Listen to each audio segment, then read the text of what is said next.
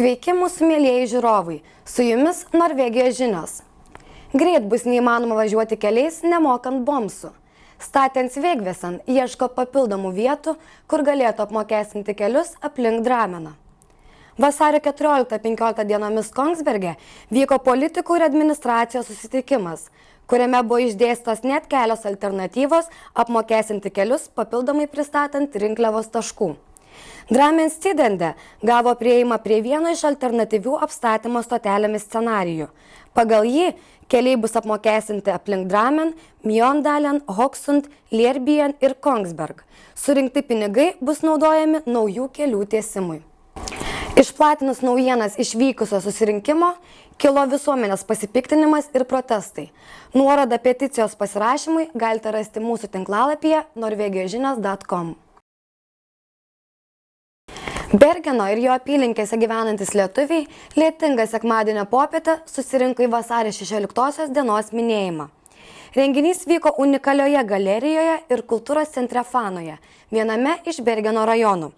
Šventę papuošė nuoširdus ir jausmingas vaikų pasirodymas. Mažieji padeklamavo ir sudinavo poetų Maironio ir Justino Marcinkevičiaus eiles.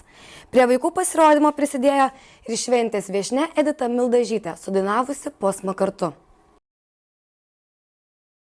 Pirmą kartą Norvegijoje apsilankiusi Edita Mildažytė pristatė savo knygą Pasimatymas su Lietuva.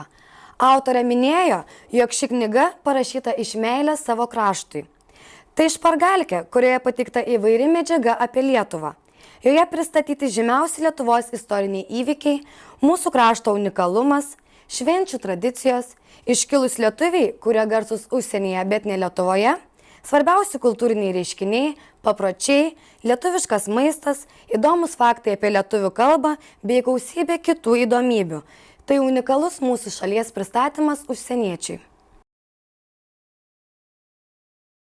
Rogalando lietuvių bendruomenė vasario 16-ąją šventė dviem frontais. Žiemos sporto entuziastai rinkosi slidinėjimo trasoje, o vaikai ir tėveliai Rogalando vaikų ir laisvalaikio centre. Daugelį tautiečių važiavusių E39 greitkeliu nudžiugino sveikinimas vasario 16-osios proga. Vietinėje Facebooko grupėje tautiečiai negailėdami liejo šiltas emocijas dėl matyto sveikinimo. 12 val. Riska Grenhuset vyko vaikų ir jų tėvelių šventė, o 13 val. Odneram slidinėjimo centre rinkosi slidinėjimo entuziastai, gavę Rogaland lietuvių bendrijos nuolaidą. Super Joninės Osle atvažiuoja Marijonas Mikutavičius.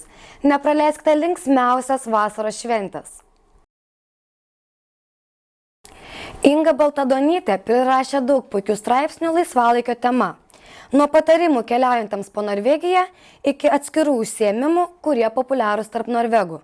Pavyzdžiui, laipiojimas sienomis ir kalnais, keliones ir kitą aktyvų laisvalaikį.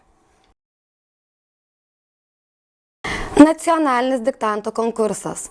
Vasario 23 dieną vyko nacionalinio diktanto konkurso pirmasis etapas. Visi galės pasitikrinti, ar nepadarė klaidų, kai bus paskelbtas diktanto tekstas. Jį bus galima rasti vasario 26 dieną svetainėje atgimimas.lt. Ačiū, kad žiūrėjote mūsų žinias.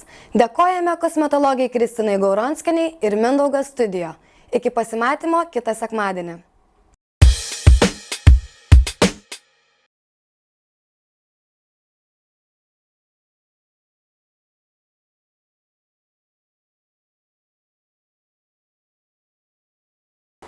Užgrobta Bergeno kultūros grupė. Du visuomenį gerai nežinomi veikėjai užgrobė Bergeno kultūros grupę Facebook'e. Jų likimas žinomas, bet neviešinamas. Nesusijusi naujiena. Šeštadienį galvožučiai vegetarai ant Helen kalno forto aukojo nieko nedėtą avinėlį. Taurės liko tuščius.